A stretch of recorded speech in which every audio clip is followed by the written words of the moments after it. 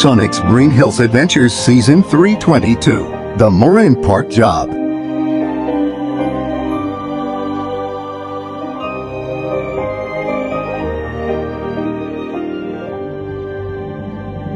Sonic's point of view. We were eating dinner as we explained what happened at Dr. Denman's lab. Oh, I'm so sorry that happened. She is lucky she agreed to let you all go with that most brilliant compromise. Otherwise, we'd call the authorities. Pretzel Mum said seriously once we finished recapping everything. Wait, so mermaids are real too? Annette asked in bewilderment. Oh, oops, you weren't supposed to hear that. Though then again, we will be revealing that to the public tomorrow, so yes. Excuse me for a sec, I have to make a phone call. I said as a brilliant idea came to me.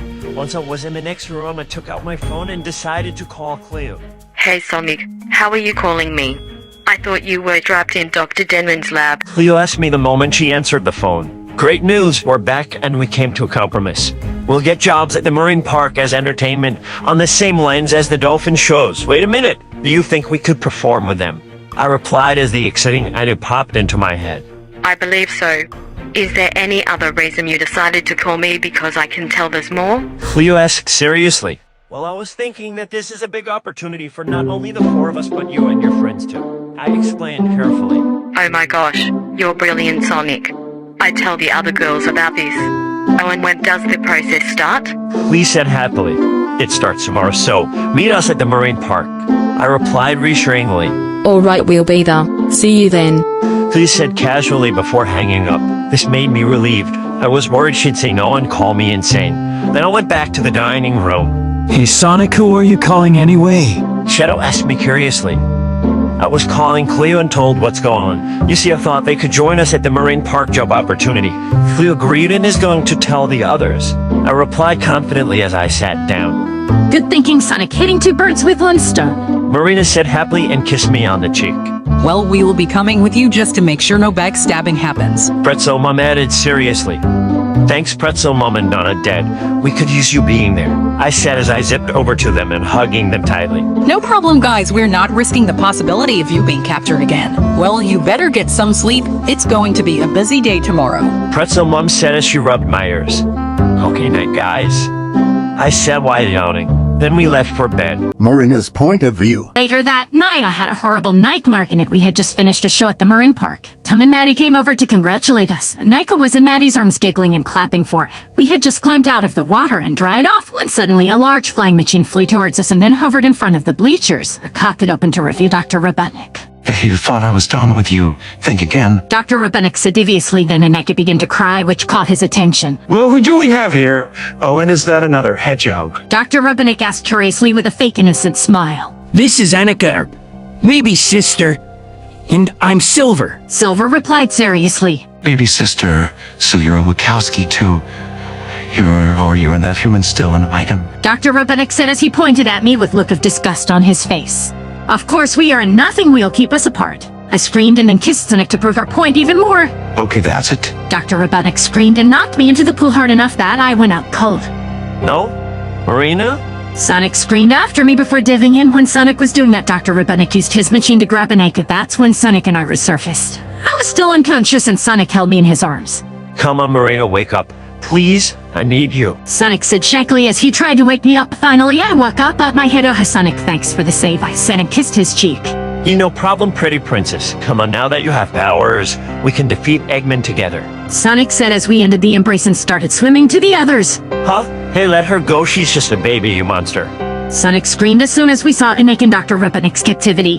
What is this, you blue freak? Dr. Rabenik asked as he went by guide as he saw our tails. Long story, but that's not important, I replied confidently. Then I used my new power to form a ball of water.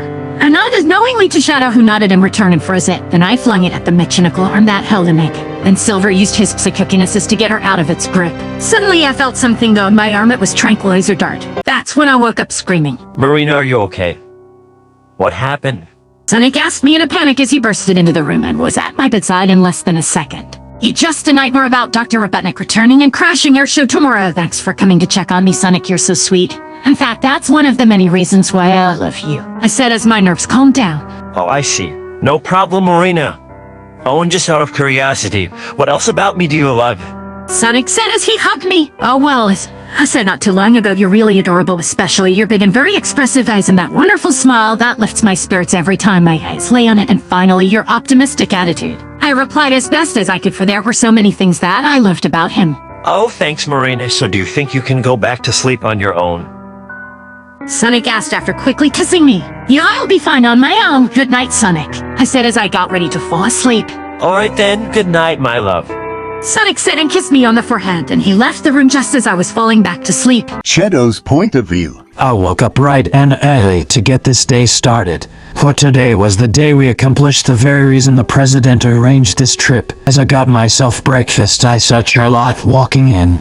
Oh, good morning, Charlotte, how are you? I asked as I sat down. I'm alright. So you guys really are mer people now? Charlotte replied as she sat next to me. Yep, that's what Sonic's visions were trying to tell us, so let me guess. Cleo and the girl's secret about being mermaids were what you were talking about the first night, right? They told us you were one too. I asked excitedly. Jep, you got me. But I learned my lesson and won't do something stupid like that again. So are you nervous about today? Charlotte asked just as Sonic came into the kitchen with Anika in his arms. Nope. I'm excited. And good morning, Sonic. Did you sleep well? I asked as Sonic sat down and was feeding Anika. Good morning, Shadow and Charlotte. I slept pretty good, although Marina had a nightmare and I went to comfort her. Sonic replied sheepishly. Oh my, I guess her time in that lab really affected her. But don't worry, little bro, we'll help her through it, I said in shock. After everyone was up and ready for the day, and had offered to drive them, they agreed and were off to the marine park. I wonder what we'll get to do for our near future audience. Hopefully it will involve the dolphins. Sonic said as he wagged his tail. Oh, I've always wanted to do that. Marina said excitedly just as they arrived at the marine park. When they got out of the car, they saw their mermaid friends were already there waiting for them. Hey guys, thanks for meeting us here. Sonic said as he and his gang walked up to them. No problem. In fact, I've been hoping this day would come for us since I got back. You see, I went on a trip around the world with my family. Emma explained confidently. Then Dr. Demon walked up to them. Hey guys, are you ready for this? But what are you three doing here? And who's your new friend? Dr. Demon asked curiously with a genuine smile on her face. Look, remember the lunar eclipse? Well, the next morning we found out it only lasts 12 hours. And this is Bella, she's been one since she was 9. Anyway, we thought we'd join these amazing new friends of ours in this huge opportunity. Is that alright with you? Ricky replied seriously. I don't mind at all, but it's more up to Mrs. Geddes since she runs the place. Now follow me and we'll meet her. Dr. Demon replied and followed her to the manager's office. Sonic's point of view. When we got into the office, we saw a woman who dressed like she takes her job seriously. Good morning, Mrs. Geddes. I hope you don't mind, but the 4 girls are mermaids too. They want in on the shows too. Dr. Denman explained as we saw that Mrs. Geddes had a confused look on her face. Alright, they can join the show.